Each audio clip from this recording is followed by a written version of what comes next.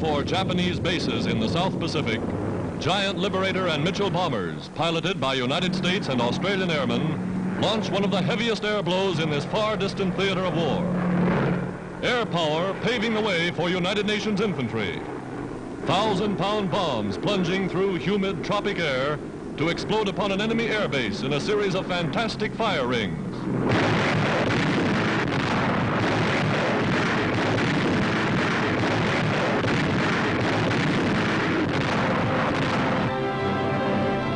Transports and landing boats loaded with troops make for shore.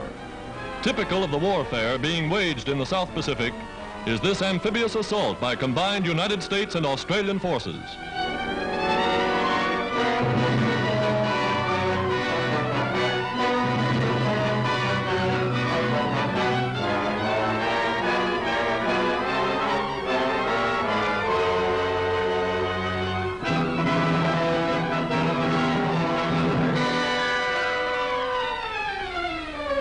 Moving in with supplies only 6 miles from a major Japanese air base, troops in the mottled green camouflage of the jungle establish another beachhead from which to dislodge the enemy.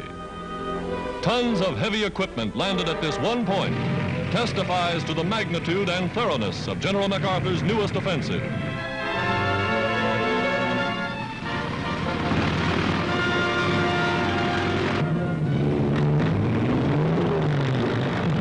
As trucks rumble over roads freshly cut through the jungle, giant tractors and steam shovels are carving new aerodromes out of the wilderness.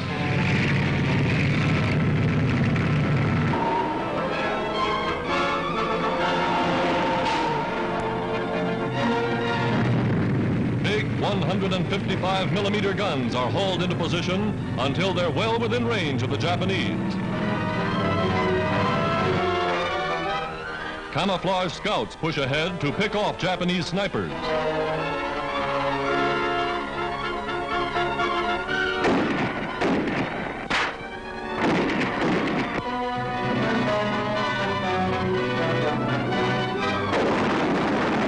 This is but a sample of how American forces are fighting in the South Pacific.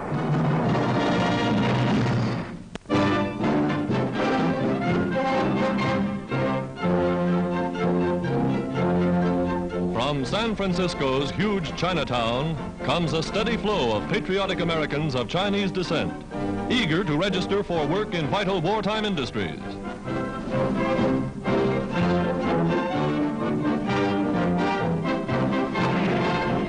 At one California shipyard, more than 500 skilled workers, men and women, are helping build the United Nations' ever-expanding merchant marine.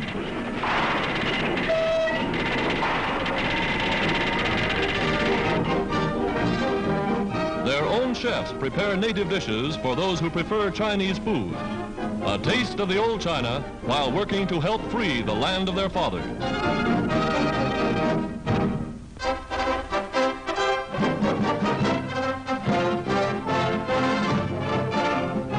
Sweden's Gunnar Haig is taking home his own camera record of his first visit to America. Scenes such as America's national sport, a big league baseball game at Boston's Fenway Park. Visiting historic shrines, the great Swedish athlete is the center of admiring youngsters. Gunnar's hobby is his interest in youngsters. Training and developing boys to be outstanding athletes is his greatest ambition. Someday, he wants to establish a model sports school in his native Sweden, a school where boys can achieve true physical perfection. He plans sports arenas and dormitories to house and train the youth of his land. American youngsters get the thrill of their lives, keeping pace with the world's greatest distance runner. Here in Harvard Stadium, Gunnar Haig adds a new record to his brilliant crown. Clocked in 4 minutes, 5 3/10 seconds, the Swedish champion turns in the fastest mile ever run outdoors in America.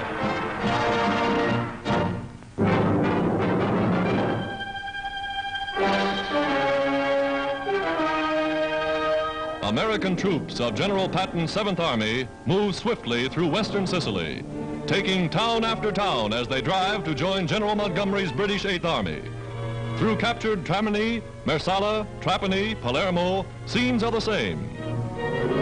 More than 50,000 Axis prisoners surrender in the first 3 weeks of the campaign. American wounded, awaiting removal to North Africa, lie shaded from the sun beneath the wings of giant air transports. Planes that ferry supplies from North Africa become flying ambulances for the return trip.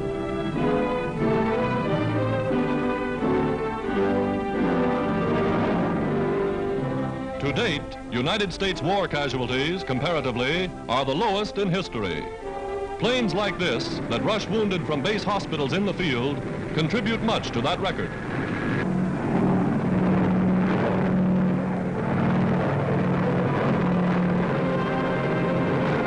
Although the skies are clear of enemy planes, the huge transports take no chances as they barely skim the waves to avoid possible attack.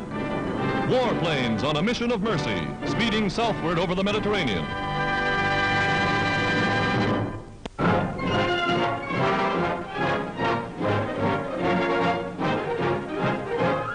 From North African bases, British and American air forces prepare for the most delicate air mission ever attempted, the bombing of Rome, capital and arsenal of Axis Italy. For weeks, crews study detailed charts of the city. Maps carefully marked are memorized. Holy shrines, churches, and hospitals are specifically designated with circles and crosses. Orders are, these non-military objectives must not be damaged, but military targets alongside must be blasted. Pilots, navigators, and bombardiers, selected for their perfect record in precision bombing, swarm over the Mediterranean. 500 huge bombers in wave after wave. Below lies Rome. The planes follow the river Tiber, winding around strategic railroad yards and war plants. The Italians have been warned by leaflets dropped from Allied planes. Now, bombs.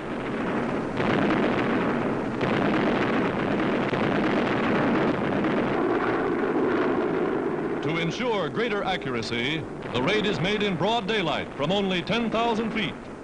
And the great Axis rail yards from which troops and supplies are poured into southern Italy are blasted by overwhelming Allied air power.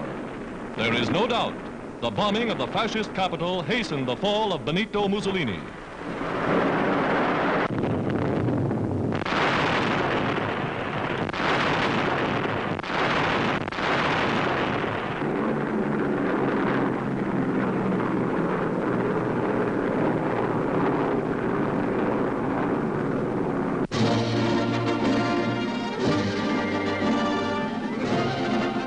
First crack in the Axis has come. The criminal, corrupt fascist regime in Italy is going to pieces. Mussolini came to the reluctant conclusion that the jig was up. He could see the shadow of the long arm of justice.